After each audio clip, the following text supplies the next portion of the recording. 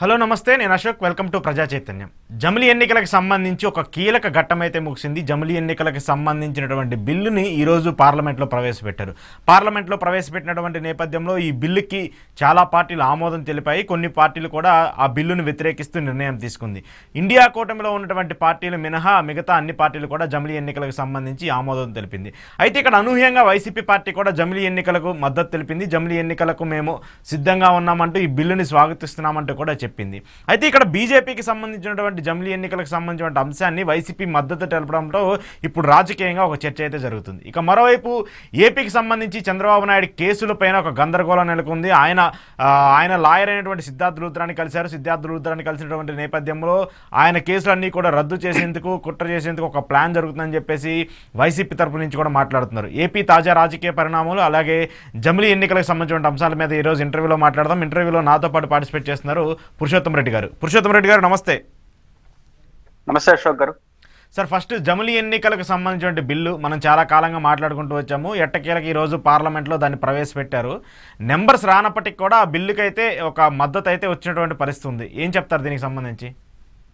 ఈరోజు లోక్సభలో ప్రవేశపెట్టిన బిల్ అనేది ఇంట్రడ్యూస్ చేయడానికి సంబంధించిన ఓటింగ్ కొత్త రాజ్యాంగ సవరణతో ముడిపడి ఉంది కాబట్టి ఈ రోజు జరిగిన దాని ఆధారంగా చేసుకునే ఈ రోజు స్వాగతించడం వాళ్ళే స్వాగతిస్తారు, వ్యతిరేకించడం వాళ్ళే వ్యతిరేకిస్తారని నిర్ధారణకు రాలేము. ఫస్ట్ ఇంట్రడ్యూస్ కావాలి. ఇంట్రడ్యూస్ అయిన తర్వాత ఎప్పుడైనా పార్లమెంట్ లో చర్చించి దాన్ని చట్టం చేయొచ్చు, రిజెక్ట్ కూడా చేయొచ్చు. కానీ ఇప్పుడు యాక్సెప్టెన్స్ కి సంబంధించిన అంశంగానే కొన్ని విషయాలు మనకు బయటకు వచ్చాయి. ఎన్డీఏతో లేని, యూపీఏతో లేని, ఇండియా కూటమితో, ఎన్డీఏ కూటమితో లేని పార్టీలు చాలా వీళ్ళు సమర్థించారు అని గతంలో మనం చాలా సందర్భాలు అనుకున్నాం. కాంగ్రెస్ అండ్ వామపక్షాలు మాత్రం ఇన్ ప్రిన్సిపల్ ఈ బిల్లుని ఈ ఆలోచన వ్యతిరేకిస్తున్నాయి. అదర్ దెన్ మిగతా ప్రాంతీయ పార్టీలు చాలా వరకు తమ అవసరాలు, తమ రాజకీయ ప్రయోజనాల చుట్టూనే మాట్లాడతాయి అనేది మనం చాలా సందర్భాలు అనుకున్నది. ఇప్పుడు రోజు ఆంధ్రప్రదేశ్ ఉంది. ఆంధ్రప్రదేశ్ సంబంధించి తెలుగుదేశం, వైసీపీ, ఉప్పు నీరు నిప్పు లాంటి పార్టీలు కానీ రెండు సమర్థించాయి. ఒకరి కంపల్సన్ తెలుగుదేశం పార్టీ ఎన్డీఏలో ఉంది కాబట్టి సమర్థించారు. వీళ్ళు తొందరగా వస్తే తొందరగా అధికారంలోకి వద్దామని వీళ్ళు సమర్థించారు. ఇంతకుమించి లాజిక్ దీంట్లో ఏం లేదు. కాబట్టి ఇట్లాంటి పరిణామాలు దేశవ్యాప్తంగా ఉంటాయి. అంటే ఇక్కడ వైసీపీ తెలుగుదేశంతో అన్నిట్లో విభేదించిన ఎన్నికలు తొందరగా వస్తే తాము గెలుస్తామనే నమ్మకం, గెలవచ్చు వాడచ్చు, దట్ ఈస్ డిఫరెంట్ ఇష్యూ. వాళ్ళ నమ్మకం వాళ్ళది. ఖచ్చితంగా ప్రతిపక్షానికి పోయింది ఏముంది? వైసీపీ 11 సీట్లు పరిమితమైంది. రేపు ఎప్పుడు ఎన్నికలు జరిగినా 4 సీట్లు పెరిగేదే తప్ప పోయేదేముండదు, వైసీపీకి ఉండదు. పోతేగితే తెలుగుదేశానికి నష్టం. కాబట్టి వైసీపీ కేడర్ అంతా యాక్టివ్ అయిపోతారు. మళ్ళీ ఎలక్షన్స్ వస్తున్నాయి కానీ బహుముఖంగా వైసీపీకి ఇది లాభం. 3 ఏళ్లకు 4 ఏళ్లకు వస్తే ఎంత తగ్గితే అంత వీళ్ళకి లాభం అనుకుంటారు. కాబట్టి ఇంకా జమిలీని సమర్థించారు కదా. ఇట్లే మిగతా పార్టీలు ఆలోచించవా? ఇప్పుడు బీఆర్ఎస్ ఆలోచించదా తెలంగాణలో అధికారంకి వస్తే వస్తుందని? ఇట్లా చూసుకున్నప్పుడు చట్టం కావడానికి ఎసులుబాటు ఉంది. బీజేపీ కూడా నెక్స్ట్ స్టెప్ ఏంటంటే ఎప్పుడు జరుపుతారు? 27, 26, 29 లేదా తర్వాత లాంగ్ బ్యాక్ అనే దాన్ని బట్టి కూడా రాజకీయ పార్టీల స్పందన ఉంటాయి. 27లో జరిపి కొన్ని పార్టీలకు ఎక్స్టెన్స్ ఇచ్చాడు. బిల్లు స్వభావాన్ని చూడాలి. ఉదాహరణకు 6 నెలలు ముందు వెనక, సార్వత్రిక ఎన్నికలు ముందు వెనక అడ్జస్ట్ చేసే అధికారం ఎలక్షన్ కమిషన్ కి రాష్ట్ర అసెంబ్లీలు ఉంటాయి. ఉదాహరణకు మార్చిలో సార్వత్రిక ఎన్నికలు అనుకోండి, డిసెంబర్లో తెలంగాణలో ఎలక్షన్స్ వస్తాయి. మామూలుగా అయితే వాళ్ళు అనుకుంటే మార్చికి దాన్ని లాగేయవచ్చు. ఎలక్షన్ కమిషన్ కి అధికారం ఉంది. లేకపోతే ముందుగా లాగవచ్చు. జూన్ లో ఒక రాష్ట్రానికి ఎలక్షన్ నుండి సార్వత్రిక ఎన్నికలు జరిగాయి అనుకో, వెనక్కి గడి తీసుకునేచ్చు. ఆ ఫెసిలిటీ ఉంది. ఇప్పుడు దాన్ని 1.5 year 2 years చేసినారనుకో, ఇట్లాంటి సార్వత్రిక ఎన్నికలు జరిగినప్పుడు అప్పుడు 25 ఎండింగ్, 26 మిడిల్ ఆర్డర్లో పశ్చిమ బెంగాల్, గుజరాత్, బీహార్, తమిళనాడులో ఎలక్షన్ జరుగుతాయి. వాళ్ళకు 28, 27లో జమిలీ ఎన్నికలు పెట్టారనుకో, ఉత్తరప్రదేశ్ లో 28లో జరుగుతాయి, ఇది మిడిల్ లో జరుగుతాయి. అంటే 27లో ఎన్నికలు జరిగాయి అనుకోండి, అప్పుడు ఉత్తరప్రదేశ్ ని కొంచెం వెనక్కి తీసడానికి వాళ్ళ రాష్ట్రం, ఈ పశ్చిమ బెంగాల్, గుజరాత్ వీటిలో ఇంకొంచెం 6 నెలలు ఎక్స్టెండ్ చేస్తామన్నారు అనుకోండి, చేయాలి కదా. అప్పుడు వాళ్ళు కొంచెం సానుకూలంగా ఉంటారేమో, మనకు ఇంకా 6 నెలలు దొరికింది అవకాశం అని.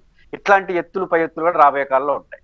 కాబట్టి ఆ బిల్లు స్వభావం చూసిన తర్వాత డేటు బీజేపీ ఏమనుకుంటుందో, జనరల్ గా బీజేపీ ఏం ఆలోచిస్తుందంటే ఎక్కువ పార్టీలు, ఎక్కువ రాష్ట్ర ప్రజలు దీన్ని భారంగా కాకుండా ఒక అవకాశంగా తీసుకోవాలి.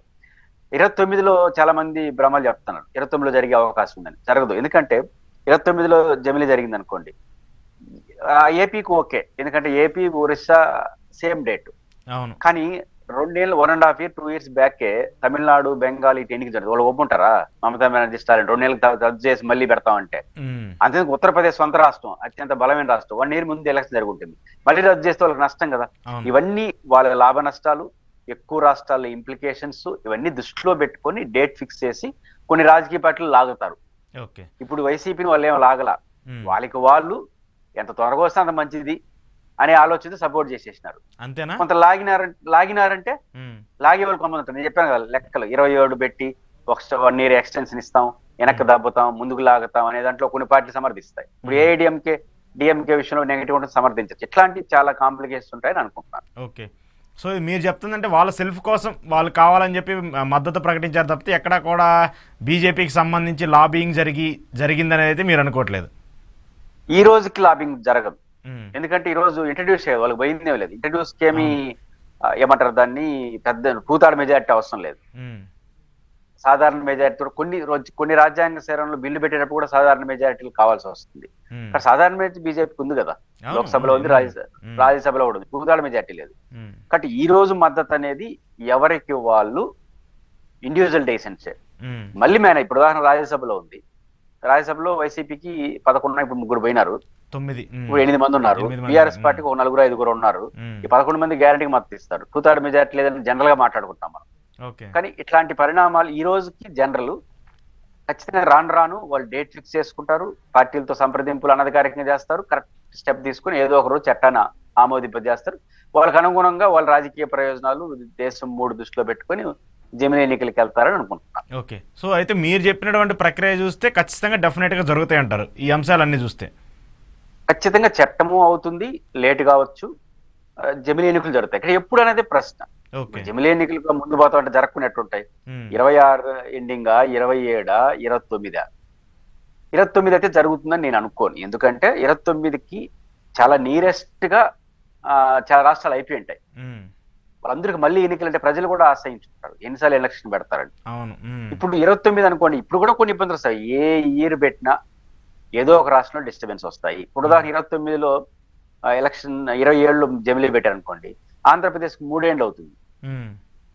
కొంత ఇన్కన్వీనియన్సే కదా, తెలుగుదేశం పార్టీ ఇన్కన్వీనియన్స్ 5 ఏళ్ళు ఉన్న అధికారాన్ని వెనక్కి దగ్గరికి ఆ ప్రజలు కూడా 3 ఏళ్ళైనా అనుకుంటారు. కానీ 3 ఏళ్ళనా అనుకోవడానికి 1 ఇయర్ అయినా అనుకోవడానికి తేడా ఉంటుంది. కానీ ఇది ఎప్పుడు ఎన్నికలు జరిగినా ఏదో ఒక రాష్ట్రంలో డిస్టర్బెన్స్ అప్పుడు, ఎందుకంటే మల్టిపుల్ గా జరిగాయి కాబట్టి. బై అండ్ లార్జ్ ఎక్కువ మంది ప్రజలు, పార్టీలు కాదు, చట్టం ఆమోదించి కానీ పార్టీని ప్లే చేస్తారు. జమిలీ పెట్టేటప్పుడు అన్ని రాష్ట్రాలు కూడా ఉన్నంతలో బెటర్ అనుకునే ప్రజలు అనుకోవాలి కదా, గెలవాలి కదా బీజేపీ వాళ్ళు. కాబట్టి ప్రజలు 3 రాష్ట్రాల స్వభావం, వీలైనంత ఎక్కువ రాష్ట్రాల్లో ఇన్కన్వీనియన్స్ లేకుండా ఉండే డేట్ నే వాళ్ళు ఫిక్స్ చేసుకుంటారు అనుకుంటున్నాను. అందువల్ల 27 మనకి ఈ యాంగిల్లో సరిపోతుంది అనుకున్నాం. 29 అయితే ఆ యాంగిల్లో జరగదు అనుకుంటున్నాం. మరి 29 కూడా జరగకపోతే మళ్ళీ ఎప్పుడు పెడతారని మనం చెప్పలేం. Okay sir. ఇంకొకటి సార్, ఈ చంద్రబాబు నాయుడు గారి కేసులకు సంబంధించి గతంలో జగన్మోహన్ రెడ్డి అధికారంలో ఉన్నప్పుడు ఆయన జైలుకి పంపించారు. ఆ కేసుల తర్వాత ఎలా వచ్చినాయో కూడా మనం చూసాము. సో ఇప్పుడు మళ్ళీ నిన్న ఆ కేసులు నీరుగార్చే ప్రయత్నం జరుగుతుంది, ఆ కేసుల్ని కొట్టేసే విధంగా ఒక ప్లాన్ జరుగుతుందని కూడా వైసీపీ వాళ్ళు మాట్లాడుతున్నారు. దానికి అనుగుణంగానే నిన్న చంద్రబాబు నాయుడు గారు సిద్ధార్థ లుద్రా ఆయన లాయర్తో కూడా సమావేశమయ్యారు. దాదాపు 2 గంటలుగా ఈ కేసులకు సంబంధించిన అంశం మీద మాట్లాడినట్టు తెలుస్తుంది. ఏంటి ఆ కేసుల్ని ఏమన్నా రద్దు చేయటమో, క్యాన్సిల్ చేయటమో, లేదంటే వాటి నుంచి తప్పించుకునే ప్రయత్నాలు జరిగే అవకాశాలు ఉంటాయా? అంటే లోద్రా గారికి సంబంధించినంత వరకు వారు వ్యక్తిగత లాయర్.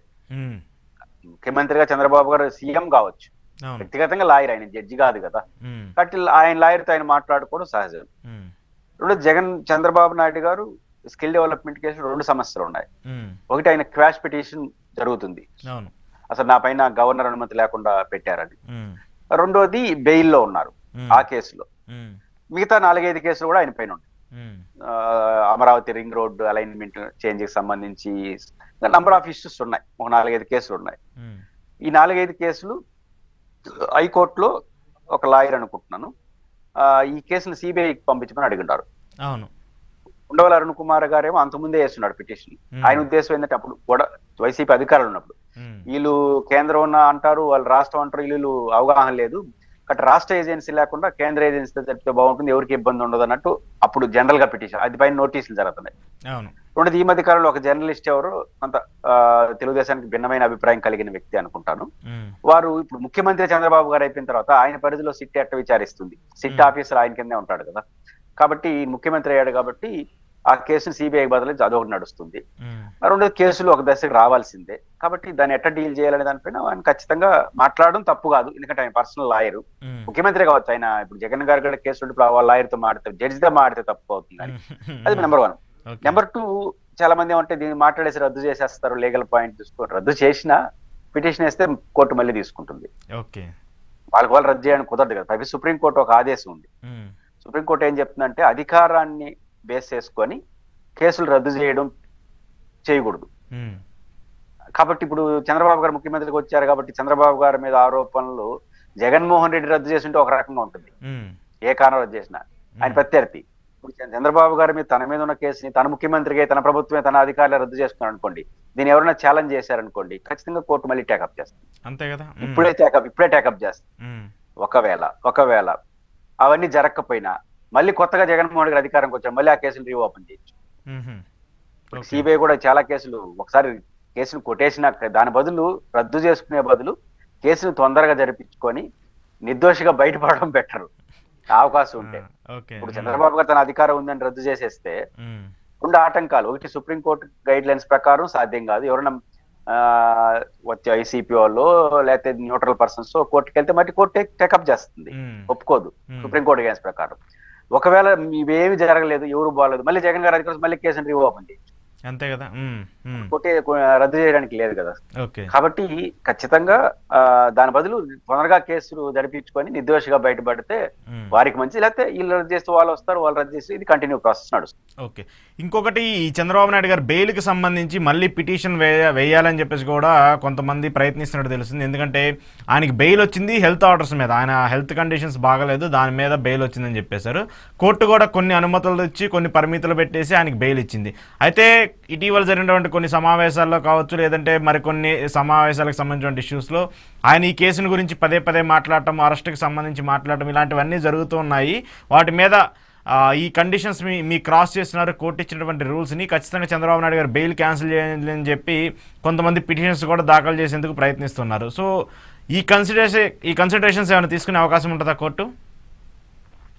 అది కోర్టుకి ఇట్లాంటి ప్రయత్నాలు ఎవరన్నా చేస్తే అది చర్చకి రచ్చకి పనికొస్తుంది తప్ప చంద్రబాబు నాయుడు గారి బెయిల్ ఏమైతే కాదు. చంద్రబాబు గారికి హెల్త్ కండిషన్ లో బెయిల్ ఇచ్చి ఉండవచ్చు. ఆయన 52 రోజులు జైల్లో ఉన్నాడు. పాయింట్ ఏంటంటే చట్టం ఏం చెప్తుందంటే, కోర్టులు ఏం చెప్తాయంటే 7 సంవత్సరాల లోబడి కేసు ఏదైనా 7 సంవత్సరాల లోబడి శిక్ష పడితే అట్లాంటి కేసు నమోదిస్తే 60 రోజుల్లో బెయిల్ ఇవ్వాలి. నువ్వు ఏమైనా చేసుకో, కస్టడీలో పెట్టుకుంటావా, విచారించుకుంటావా, ఏమైనా చేసుకో. 7 సంవత్సరాల పైబడి శిక్ష పడే కేసు కానీ తో జైలుకి వెళ్తే 90 రోజుల్లో బెయిల్ ఇవ్వాలి. అది మస్ట్ అండ్ షుడ్. చాలా సార్లు అది వైలేషన్ జరుగుతా ఉంది అక్కడక్కడ, కానీ బట్ 7 సంవత్సరాలు పైబడి శిక్ష పడే కేసు అయితే, చంద్రబాబు గారికి 7 సంవత్సరాలు పైబడి శిక్ష పడే కేసే అది, అయినా 90 రోజుల్లో బెయిల్ ఇవ్వాలి. అరెస్ట్ అయిన తర్వాత, జైలుకి వెళ్ళిన తర్వాత. ఇప్పుడు 90 రోజులు 1 ఇయర్ అయిపోతా ఉంది. కాబట్టి ఏ కంటెస్ట్ లో చూసినా చంద్రబాబు నాయుడు గారి బెయిల్ అనేది జనరల్ బెయిల్, అది రెగ్యులర్ బెయిల్ గా మారిపోతుంది. ఆ రోజు హెల్త్ కండిషన్ మీద బెయిల్ ఇచ్చి ఉండొచ్చు, అది రెగ్యులర్ గా బెయిల్ మారుతుంది. బెయిల్ కండిషన్ ఉల్లంఘిస్తే ఇప్పుడు కూడా బెయిల్ రద్దు కోరచ్చు. దానికి బలమైన కారణాలు ఉండాలి. ఎందుకంటే బెయిల్ ఇవ్వడం జడ్జి యొక్క విచక్షణాధికారం, బెయిల్ రద్దు చేయడం జడ్జి యొక్క విచక్షణాధికారం కాదు.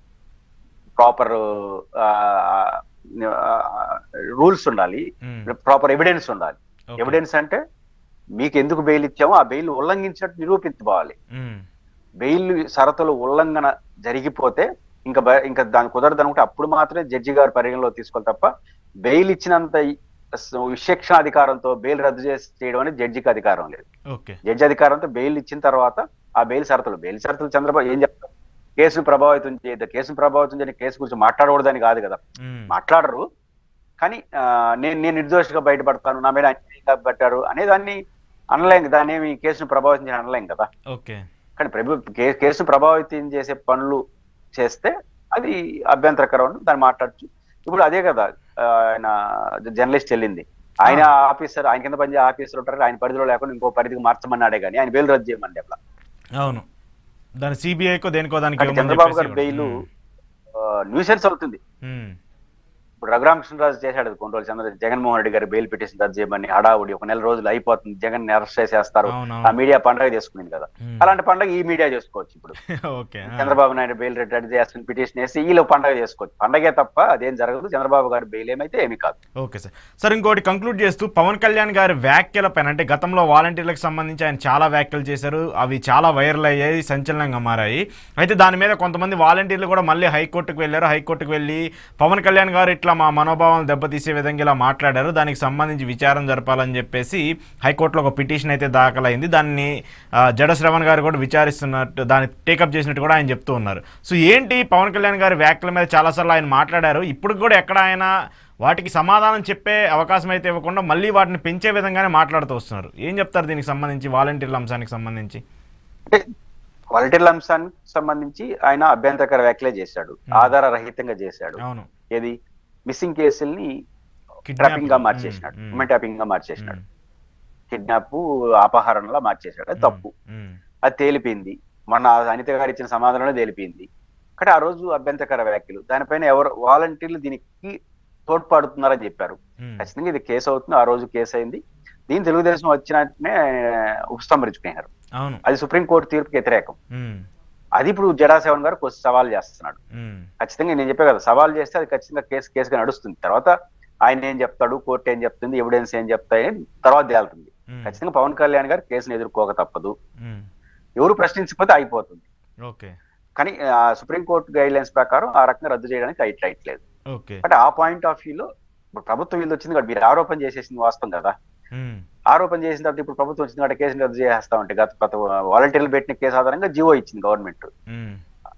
కానీ దాన్ని రద్దు చేసే అధికారం ప్రభుత్వానికి లేదు సుప్రీంకోర్టు గైడ్ లైన్స్ ప్రకారం.